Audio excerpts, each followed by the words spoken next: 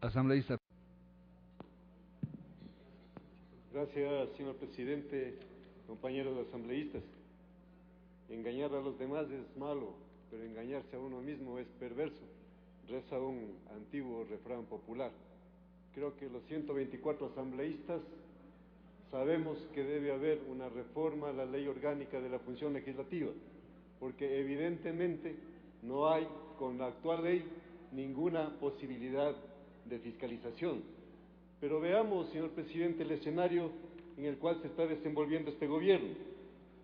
Transformar al país, se dijo, con un cambio de estructuras de esas viejas y caducas estructuras institucionales, por unas nuevas estructuras, pero lo que se ha hecho es destruir la institucionalidad del país y con eso evidentemente se impide de que haya una política de Estado en favor de los más pobres. Con esto se posibilita de que cualquier gobierno haga las cosas de acuerdo a su visión política del momento y no en función de los intereses del país.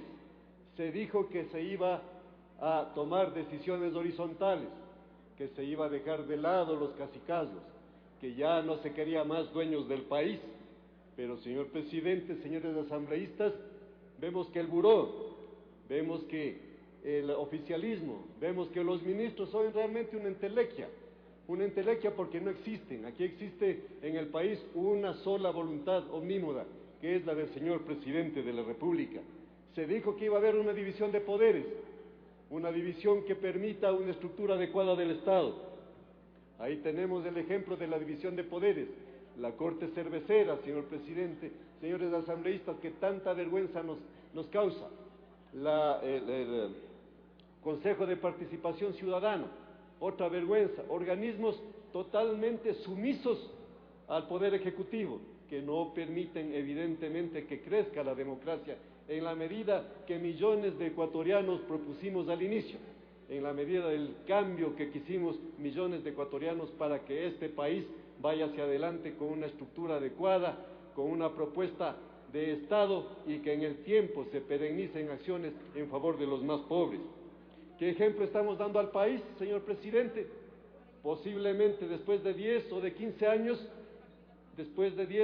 años, tal vez menos, habrá un nuevo gobierno que propondrá una nueva asamblea constituyente, porque dirá ese nuevo gobierno, hay que sacar a todos los verdes que están ahora en el Poder Judicial, dirán en ese momento, porque este gobierno lo único que está pretendiendo evidentemente es coger todos los poderes para hacer acciones omnímodas y que no tienen que ver con el prestigio de la democracia.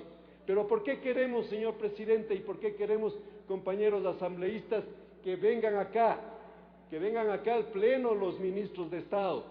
Sí, sabemos que constitucionalmente se dice y está escrito que con 83 votos se puede posibilitar en un juicio político a sancionar políticamente a un ministro, no con menos, pero lo bueno es que por lo menos vengan acá, porque evidentemente, señor presidente, tienen que decirnos, pues, y que vengan aquí a decirnos qué pasó con Lambato Río Blanco. Sigue avanzando el tiempo, ya vamos 3 años y medio, 6 millones se robaron, nadie está sancionado, no ha habido posibilidad de un juicio político, porque el gobierno nacional protegió a esos malos ministros. ¿Qué pasó con los contratos de Niaño? Se ha dicho al país y se ha dicho al exterior que ya se terminaron unilateralmente esos contratos. Cierto es que se terminaron. ¿Cuántas garantías cobraron de estos contratos? ¿Cuántas garantías cobraron de estos contratos? 3. Y no del buen uso del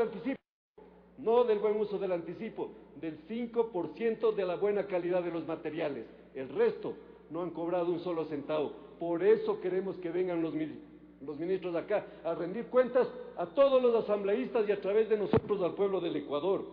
¿Qué pasó con el Comecheques? El Comecheques está más gordo a pesar de la diarrea que le dio el comerse los cheques.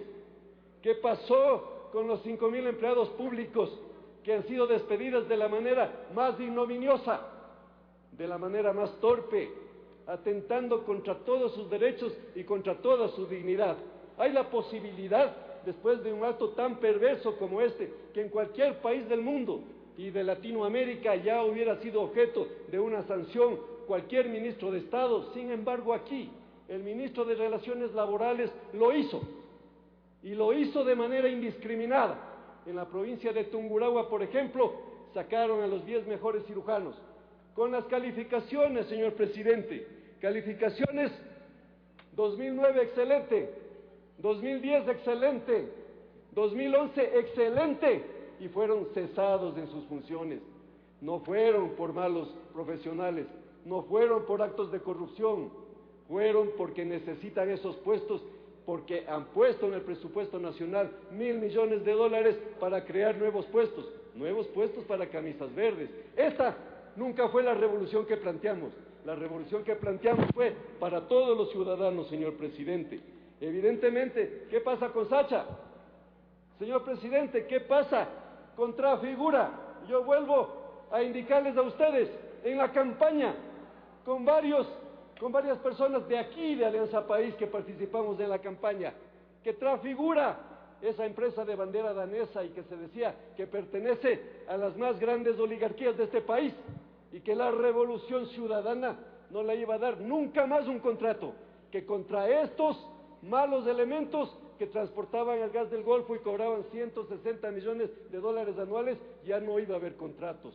Se firmó el contrato con Río Napo, que es Petroecuador, es lo que había dicho. Petroecuador firmó con Petroecuador un incesto jurídico, pero a través de esto, porque PDVSA tiene el 30%, ahora Trafigura tiene todos los contratos. Y como la ley de empresas públicas y la ley de contratación pública dice que cuando hay este tipo de convenios con empresas supuestamente transnacionales, internacionales, no deben hacer caso a la ley de contratación pública, es decir, no deben hacer caso a las licitaciones. Van a haber $4.500 millones a dedo en los próximos 10 años que los va a entregar, y ni siquiera Petroecuador, PDVSA, señores. Para eso queremos que vengan acá los ministros, para sancionar todos estos actos de corrupción, porque no podemos cerrar los ojos a estas ignominias, no podemos cerrar los ojos a estas barbaridades. La Revolución Ciudadana se formó no con 54, 44 asambleístas, se formó con 4 millones de ecuatorianos, con 5 millones de ecuatorianos y ecuatorianas que propusimos todos un cambio, que queremos un cambio, que no queremos que seamos sordos, ciegos y mudos como fueron épocas anteriores. Pero parece que estamos volviendo a lo mismo, pues, señor presidente, estamos volviendo a lo mismo. Vemos una cantidad impresionante de actos de corrupción y aquí decimos, pero ¿para qué van a perder el tiempo en venir acá? No, pues tienen que venir acá, porque perder el tiempo es usar ese tiempo para mandar a 5.000 empleados públicos indiscriminadamente, perjudicando no solamente a la dignidad de estas personas, perjudicando a la dignidad del Ecuador. Pero claro, dentro de esta propuesta es importante, señor presidente, ¿cómo no va a ser bueno que las comisiones sean respetadas, que los funcionarios públicos tengan que venir a las comisiones, y si no vienen, pues puedan ser objeto directo de un juicio político? Eso sí va a mejorar la fiscalización en este país. Que si una comisión resuelve algo contra un funcionario público, no pase como ahora, que si una comisión, y entendamos bien, si una comisión resuelve en base a pruebas la culpabilidad de un funcionario público, ministro o cualquier otro funcionario, pues no pasa nada. Nuevamente hay que recopilar la documentación para enviarla a la comisión de fiscalización. Eso no puede darse, por supuesto. Que el CAL tenga que responder en 60 días a las propuestas legislativas de cada uno de los legisladores o de los grupos que aquí son en la Asamblea Nacional. Eso es positivo, señor presidente. Evidentemente, que un asambleísta pueda mocionar la revisión de los artículos propuestos, por supuesto que es positivo.